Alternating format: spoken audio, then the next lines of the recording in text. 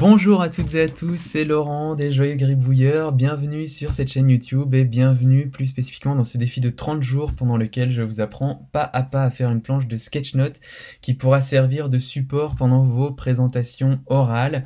Alors si vous avez envie de savoir comment faire une planche de sketchnote, si vous avez envie de changer l'apparence de vos présentations, eh bien je vous recommande de vous abonner car ces vidéos sont faites pour vous. C'est parti! Alors, nous avions vu dans les précédentes vidéos comment collecter les informations pour finalement identifier les éléments incontournables de notre planche et nous avions commencé dans la vidéo précédente à ébaucher le brouillon de notre planche. Cette étape de conception de la planche nous mobilise pendant 3 vidéos. Hier on a fait la première et donc on va passer aujourd'hui dans la deuxième, sachant que si vous vous souvenez, la vidéo précédente faisait le point un petit peu sur les structures que vous pouvez donner à votre planche, d'accord, en termes d'organisation, et aujourd'hui on se concentre sur les détails et plus particulièrement en fait 3 points. Le premier, ça va être ce que j'appelle la mise en scène de votre planche, puis ensuite les textes et les flèches qui vont figurer sur la planche, et enfin vous allez bien sûr rajouter les gribouilles. C'est le moment quand même que tout le monde attend. Et donc si ça vous va, on voit ça juste après le générique.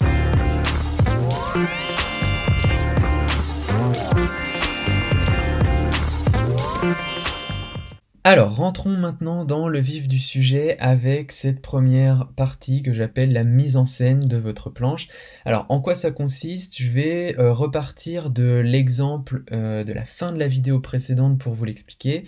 Rappelez-vous, vous avez un ami qui est passionné de cirage de chaussures et vous voulez l'aider à communiquer pour son association, d'accord, pour ramener plus de personnes dans l'association, dans le club de cirage de chaussures. Et on s'était dit hier qu'une structure d'opposition, ça allait pouvoir être intéressant pour pouvoir opposer ce qui était connu de la plupart des gens, à savoir les mauvaises pratiques répandues sur le cirage de chaussures, et les opposer donc aux bonnes pratiques qu'ils pourraient apprendre dans le club. Voilà, donc en fait, si on part de là, la mise en scène maintenant de votre planche, qu'est-ce que ça va être? Eh bien, vous allez vous dire, ok, là on est en train de parler de chaussures, j'ai une planche dite d'opposition, ce serait intéressant, ou en tout cas rigolo, amusant, de représenter cette idée d'opposition plutôt à travers l'image d'une semelle. D'accord? Donc de dire, bah voilà, une chaussure ça a 2 parties quand vous regardez la semelle, et on pourrait se dire que bien pour matérialiser cette opposition, vous allez mettre ici toutes les mauvaises pratiques et ici toutes les bonnes pratiques qu'on pourrait apprendre dans le club de cirage de chaussures. Et on pourrait même aller un peu plus loin, par exemple en rajoutant des éléments de décor au niveau de votre planche. Par exemple une espèce de brosse pour cirer les chaussures, un pot de cirage avec son petit couvercle qui est là si jamais c'était pas clair, et dans lequel peut-être que vous allez justement vouloir mettre des titres, des textes par la suite, un titre, une conclusion, je sais pas, bref. En tout cas, c'est ce que j'appelle la mise en scène de votre planche, c'est d'essayer de créer un lien entre son visuel global et la structure que vous aviez déterminée avant. D'accord? Maintenant, si il ne vous vient pas une idée comme ça, eh bien c'est pas grave non plus, d'accord? Il n'y a pas besoin d'une idée originale pour faire une planche sympathique. Par exemple, peut-être que vous allez juste vous dire, ok, eh bien en fait moi je me contenterai d'un petit rond de couleur rose pour finalement le cadre des pratiques, des mauvaises pratiques répandues, et d'un cadre vert pour au contraire les bonnes pratiques à mettre en place. Et peut-être aussi que vous allez vous dire, bah en fait finalement avec ces 2 ronds de couleur là, j'aurais pas besoin de la séparation centrale qui est un peu brusque, etc., etc. Bref, vous pourriez avoir quelque chose qui ressemble à ça. Voilà, donc ça c'est pour la mise en scène. Assurez-vous juste, donc petit point d'attention, hein, assurez-vous juste que cette mise en scène ne soit pas trop originale ou trop audacieuse au vu du contexte dans lequel la planche va être présentée, d'accord? Si jamais vous présentez une planche à des hauts fonctionnaires de l'administration qui ont l'habitude en fait de se faire des notes de 5 pages pour se dire des choses qui pourraient s'échanger à l'oral en 2 minutes, et bien en fait peut-être que déjà d'avoir un visuel assez simple, ça va être assez novateur pour eux, et donc vous n'avez pas besoin en fait d'en rajouter des caisses pour avoir une mise en scène qui ait de l'esprit, etc. Ok, alors point numéro 2, on s'était dit le texte et les flèches. Alors qu'est-ce qu'il y a à se dire à ce sujet-là? Eh bien en fait, les textes, normalement vous avez une idée de ce que vous allez dire, puisque à la fin de la phase d'analyse, si vous vous souvenez bien, vous aviez repris votre mind map de la phase de reformulation et vous aviez inséré sur votre colonne vertébrale l'ensemble des points d'attention qu'il devait y avoir, l'ensemble des sujets qu'il était important de garder en tête pour votre planche. Et donc vous allez reprendre ces sujets-là et vous allez en fait tout simplement vous poser la question, quels éléments de texte je vais placer où sur ma planche, d'accord? Aussi, qu'est-ce que je vais écrire exactement? C'est l'étape où vous allez vraiment chercher à écrire mot pour mot ce que vous voulez qui figure sur votre planche en tant que texte. Et donc n'hésitez pas à écrire et à vous rendre compte peut-être que c'est trop long, et bien vous allez raturer, n'oubliez pas, vous êtes au brouillon, c'est pas un problème, en tout cas vous devez, comme ça, par itération successive, trouver le texte que vous allez écrire exactement dans votre planche. Posez-vous aussi la question de est-ce qu'il y a besoin de décomposer, par exemple si vous écrivez votre texte et vous vous rendez compte qu'il est trop long, il est difficile à comprendre, etc., bah peut-être que vous allez vouloir le scinder en deux pour faire deux étapes plus claires, plus succinctes, plus compréhensibles, que vous allez relier entre elles par une flèche, d'accord? Et donc ça, c'est aussi la dernière étape, ajouter des flèches pour expliciter le sens de lecture et les liens logiques. Entre les différents textes, vous devez trouver des flèches pour aider le lecteur à cheminer et pour l'aider à faire des connexions de comment est-ce qu'on passe d'un sujet à l'autre.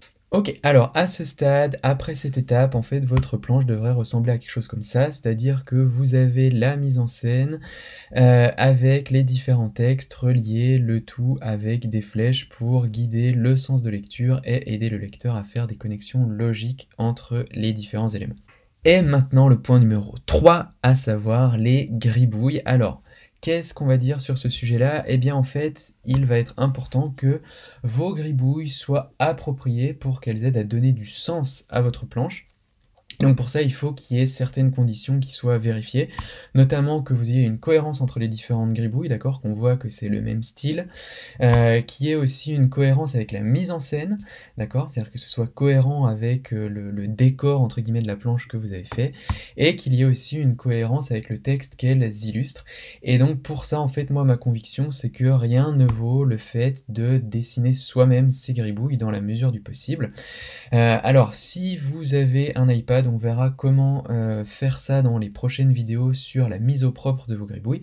Si vous n'en avez pas, eh bien sachez que vous pouvez toujours faire vos gribouilles sur papier et ensuite les prendre en photo et les insérer en fait dans vos planches de PowerPoint. D'ailleurs, si ça vous intéresse, je vous encourage vivement à télécharger mon bonus dont le lien est dans la description de cette vidéo.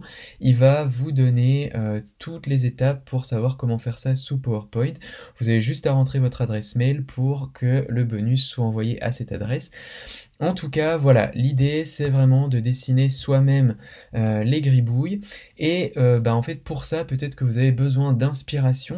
Sachez que vous pouvez avoir différentes sources d'informations sur internet. Vous avez un site qui s'appelle Un Picto par jour, où vous pouvez voir en fait assez régulièrement des pictos qui sont publiés. Vous pouvez aussi aller sur un site bien connu qui peut vous donner de l'inspiration, hein, si vous tapez dessin valeur par exemple, comment est-ce que vous représentez une valeur ou n'importe quoi, et bien vous pouvez aller sur Google. Et il y a aussi un autre site qui est pas mal qui s'appelle Les Joyeux Gribouilleurs. En tout cas, non, voilà, plus sérieusement, c'est vrai que sur mon site, sur mon blog, je vous mets régulièrement en fait des publications pour que vous puissiez en 5 étapes apprendre à dessiner quelque chose. Alors, il y a eu des publications pour gribouiller différentes choses qui concernent l'entreprise, vous avez eu aussi des publications pour gribouiller des émotions, et en fait, tout ça, je le mets à votre disposition pour que vous puissiez en fait entraîner votre poignet, en sachant que c'est parce que vous allez pratiquer que, eh bien, en fait, ça va sembler de plus en plus naturel et que l'inspiration va venir, vous allez apprendre à combiner en fait différentes gribouilles entre elles pour apporter plus de sens, etc., etc. Voilà, alors juste une illustration rapide si on reprend la slide de la l'avocate. Vous voyez ici par exemple que j'avais représenté l'idée de procès comme le juge qui tape avec son marteau, mais on aurait pu la représenter de différentes façons, sachant qu'il y a des façons qui vont être plus ou moins pertinentes. Si par exemple on avait représenté ça comme ça aurait pas été terrible parce qu'il n'y avait pas vraiment le contexte avec le thème de la planche. On comprend pas très bien ce que ça vient faire là, c'est pas tout à fait en cohérence avec l'idée de procès. Même si on rajoute une cravate pour dire que c'est entre un employeur et un employé peut-être, en fait si on veut vraiment rattacher notre gribouille au thème de la planche, et bien en fait peut-être qu'on va rajouter déjà plus d'émotions pour comprendre qu'on est vraiment à quelque chose de grave, une confrontation, un contentieux entre les deux, et aussi eh bien, un petit élément de décor, hein, l'espèce de barreau qu'on peut voir dans les films, pour montrer qu'on est dans un tribunal. Voilà, donc ça c'était simplement pour vous montrer l'importance de faire des gribouilles qui vont être appropriées au contexte de votre planche, puisqu'elles vont aussi apporter plus de sens, notamment en l'occurrence le fait que l'avocate a beaucoup de valeur ajoutée, puisqu'elle va essayer d'éviter qu'on en arrive à une telle situation. Voilà, alors après c'est comme tout, il faut continuer à s'exercer si on veut progresser, c'est pour ça que je vous propose de continuer l'exercice que je vous avais proposé depuis la première vidéo de cette série.